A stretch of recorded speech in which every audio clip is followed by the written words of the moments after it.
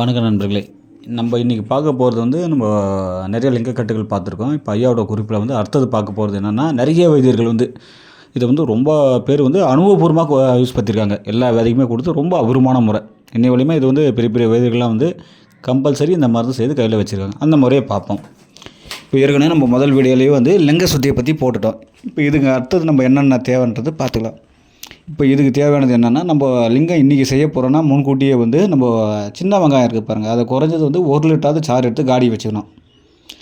இப்போது எப்படின்னு பார்த்திங்கன்னா, ஒரு 3 நாள் முன்னாடியே கூட நம்ம சின்ன வெங்காயத்தை நல்லா இடித்து நல்லா துணியில் பெஞ்சிங்கனாக்கா அதை நம்ம ஒரு பாட்டில் ஊற்றினா அதில் சக்கை தனியாக வந்துடும். காடி போல் கீழான சுத்தமான சாறு தனியாக கிடைக்கும். அதுபோல் சாரை எடுத்துக்கணும். அதில் பார்த்தாவே தெரியும், அது நிறம் கொஞ்சம் கோல்டு கலராக கலந்த மாதிரியே வரும்.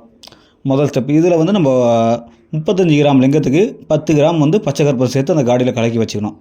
முதல் ஸ்டெப் இதை எடுத்துக்கிட்டிங்க. அதுக்கப்புறம் என்ன பண்ணனாக்கா, இந்த லிங்கத்தை எடுத்து நம்ம சுட்டாக அதே போல் ஒரு சிறு மண் மடக்குலையோ அல்லது நம்ம இரும்பு ஏதாவது கடாயில் கூட வச்சு சிறு தீயாக தான் கொடுக்கணும்.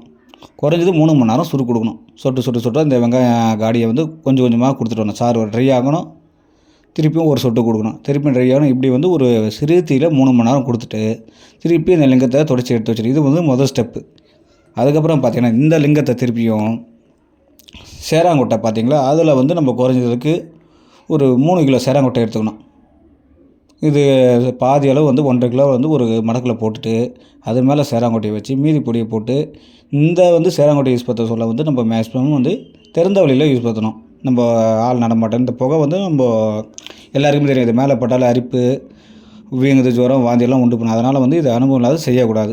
தனியான தோட்டம், ஏரிக்கரை, குளக்கரை, இது போல் காலியான இடத்துல ஆள் நடமாட்டம் உள்ள இடத்துல இது மேலே திருப்பி மீதி 1.5 கிலோ சேராங்கொட்டையை போட்டு நம்ம வேப்பனை 1 லிட்டர் அளவுக்கு ஊற்றிடணும். ஊற்றிட்டு சிறு தீயை அறிக்க சொல்ல. இது ஒரு அரை கட்டாயிடும்.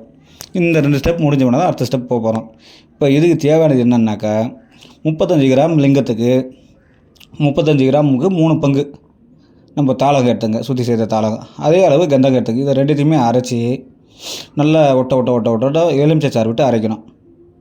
அதுபோல் அரைச்சி இந்த லிங்கத்துக்கு கவசம் கட்டி இது ஒரு செங்கலில் குடஞ்சி வைக்கணும். எல்லாருமே இன்றைக்கி அந்த முறையை தான் கையாண்டுட்டு வராங்க. முடியாதவங்க புடம் போட்டு கொடுத்து, ஆனால் செங்கலில் தான் அருமையாக வருது. நிறைய நண்பர்கள் இது அனுபவபூர்வமாக செய்திருக்காங்க, செய்து எனக்கு தெரியப்படுத்தியிருக்காங்க. அப்போது ஒரு செங்கலில் குடஞ்சி இந்த பாதியை இல்லைன்னா இது போல் கூட பண்ணிக்கலாம். பாதி பேஸ்ட்டு போல் அரைச்சதை ஒரு செங்கலில் பாதியை குழி தோண்டி அதில் வச்சுட்டு சென்டரில் லிங்கம் வச்சு மீதி பங்கு இது போல் வச்சு நல்லா சீல் பண்ணி நல்லா 7 சீலமண் செய்யணும். செய்து 50 வட்டில் புடம் போட்டால் லிங்கம் உருகி கட்டிட்டேன். இது ப்ராக்டிக்கலாக நிறைய பேர் செய்தது.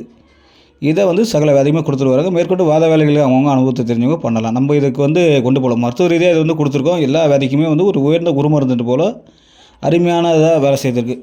அனுபவத்தில் எக்ஸலண்ட்டான மருந்து. இது நிறைய வைத்தியர்கள் இன்றைக்கி செய்து வச்சுட்டு நிறைய பேருக்கு வைத்தியமாக கொடுத்துருவாங்க. அதனால் இது எல்லாமே செய்து பலன் பெறுங்க. இதில் ஏதாவது சந்தேகம் இருந்தால் என்னோடய தொலைபேசி கொடுத்துருக்கேன். ஏதாவது கேள்வி இருந்தால் சொல்லுங்கள். நான் உங்களுக்கு தனியாலையில் இதுக்கு தகுந்த விளக்கம் கொடுக்குறேன். நன்றி, வணக்கம். சென்னையிலேருந்து பாஸ்கரன்.